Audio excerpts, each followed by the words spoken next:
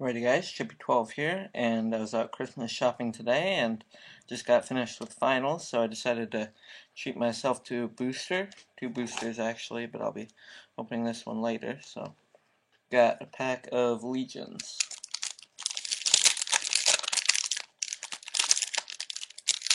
Don't really know what I'm looking for here, but let's see what I get. So we've got Dripping Dead, Aven Envoy,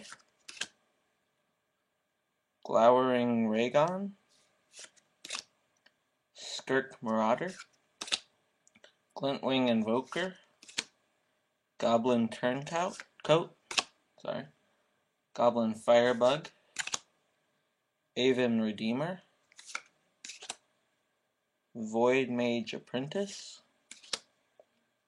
Smoke Spew Invoker, Patron of the Wild. To the uncommons now, Wall of Deceit, Daru Mender, Withered Wretch, and the rare is a Keeper of the Nine Gales. Pretty nice.